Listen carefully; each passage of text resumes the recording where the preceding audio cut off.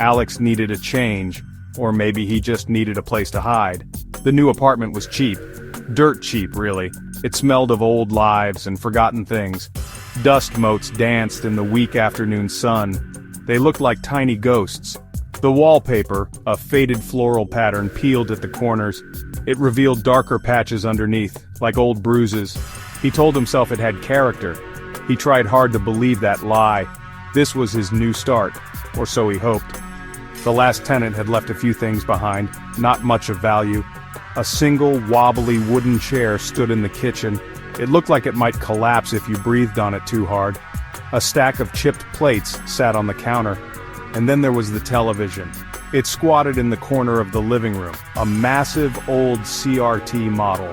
Its screen was a dark, dusty void. It felt like an ancient, forgotten idol from a forgotten cult. Alex wondered if the cursed thing even worked. He doubted it. He hadn't owned a television in years. He preferred the quiet, or so he told himself. This one, however, felt different. It wasn't just an appliance, it was a presence. It dominated the small, sparsely furnished room. Its blank, convex screen seemed to follow him. He considered dragging it out to the curb immediately, but the thought of its weight made him tired. It looked impossibly heavy. He'd deal with it later. That was his motto. Later, always later. The first night was quiet, too quiet. A city like this should have more noise, more life. But inside these thin walls, the silence was a heavy blanket. It pressed down on him. He walked through the small rooms. Each footstep echoed unnaturally. Peeling paint, stained, threadbare carpets. The air was thick and cold. He blamed the drafty old windows. He tried not to think about the television. He really tried. But its dark shape loomed in his peripheral vision, watching, waiting. A few days crawled by. Alex tried to settle into a routine. Work, eat, sleep, or try to sleep. The television remained in its corner, untouched, a silent, squat sentinel guarding secrets he didn't want to know. He almost managed to forget it was there, almost. But sometimes, when he walked past, he felt its gaze, a cold spot in the room that had nothing to do with the drafts. He dismissed it. Nerves.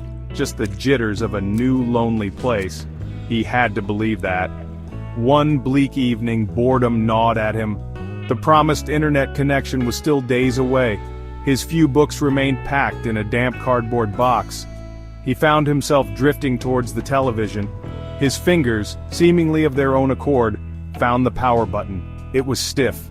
He pressed it. A thick, satisfying click echoed. The screen flickered. Then, it came alive. Sort of. Snow. Just static. A loud, relentless white noise filled the small apartment. A familiar hiss from a forgotten childhood. He almost turned it off right away. Then he heard it, or thought he did. It was faint. So incredibly faint. A tiny sliver of a melody, hidden deep within the static's harsh roar. He leaned closer to the screen. His reflection was a pale ghost in the swirling snow. Was he imagining it? It sounded like a simple tune, childlike. A nursery rhyme perhaps. It was definitely there. Then, just as quickly, it was gone. Swallowed by the aggressive hiss once more. He shook his head. He was just tired, too tired. His mind was playing tricks. It had to be. He couldn't quite place the tune. It tickled the edges of his memory, like a forgotten dream. But it stayed just out of reach. Vague, unsettling. He reached out and pressed the power button again. The click sounded louder this time. The screen went dark. The room plunged back into its heavy silence. But the silence felt different now. Changed.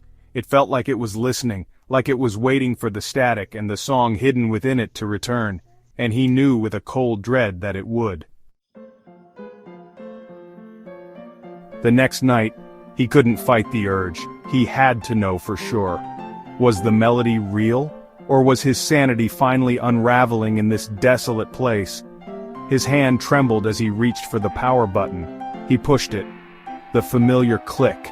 The screen sputtered to life, static. The relentless, churning hiss filled the room again. He waited, his heart hammered against his ribs like a trapped bird. Then it came, clearer this time, much clearer. A child's voice, singing.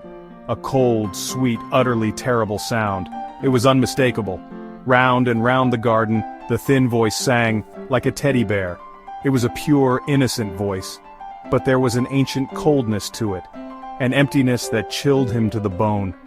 The melody looped, again and again, relentlessly, round and round the garden, never changing, never stopping. Just that one fragment of a nursery rhyme, over and over and over.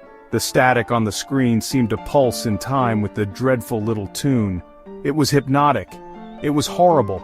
He felt his will dissolving. Things started to happen then. Small, insidious things at first. A cup rattled on the kitchen counter, untouched. A closet door down the hall creaked open slowly, revealing only darkness. Shadows danced in the corners of his eyes. They vanished when he tried to look directly at them. The air in the apartment grew colder, noticeably colder. The melody from the television seemed to encourage these events, to conduct them like a malevolent maestro. The apartment felt alive, and it was not friendly. He was truly terrified now. He lunged for the TV. He had to turn it off. He jabbed at the power button. Nothing. It was stuck, or just ignoring him. He yanked the plug from the wall socket with a desperate heave. Sparks flew. The screen went dark. The hissing static abruptly stopped. Relief, for a heartbeat. But the melody continued. Fainter now, yes, but still there, echoing softly in his head. Or was it still in the room, coming from the walls themselves? He couldn't tell anymore. He was trapped with the static song. It was inside him now. A raw, primal panic seized him. He had to get out of this cursed apartment, away from that infernal song. He fumbled for his keys on the small table by the door. His hands shook so violently he could barely grasp them. The melody seemed to swell. It grew louder, more insistent, as if it knew his plan to flee. A small, high-pitched, mocking laugh seemed to weave its way through the tune now. Or was that just his fraying imagination? He didn't want to stay and find out. He had to leave. He raced to the front door. He grabbed the doorknob. It was cold, impossibly cold, ice cold to the touch. It wouldn't turn. It was stuck fast, jammed tight. He pulled, he twisted, with all his might. Desperate, the chilling melody swirled around him like a vortex, closer, louder, one step, two step, a new line. The song was growing, evolving. The television screen across the room flickered back on, even unplugged. Static filled it, and in the static a child's face. Clearer now, smiling a terrible knowing smile. He screamed, a hoarse, broken sound. He kicked the door, once, twice. The old wood splintered around the lock. He threw his shoulder against it, again, and again. A loud crack. Hope, sharp and painful, surged through him. The melody was a piercing shriek now, a sound of pure malice. The lights in the apartment flickered wildly. The building itself seemed to groan in protest. He gave one last, desperate shove. The lock shattered. The door flew open. He stumbled out into the dim hallway, free. He ran. He didn't dare look back. Down the rickety stairs he clattered, out into the indifferent night. He left everything behind, the cheap furniture, the unpacked boxes, the television, and the song. He never went back to that apartment. He couldn't. Sometimes, late at night, when the world is quiet, he still hears it. A faint, ghostly whisper, in the low hum of the refrigerator, in the silence between his own breaths. The fear never truly left him. The static song was always there, waiting.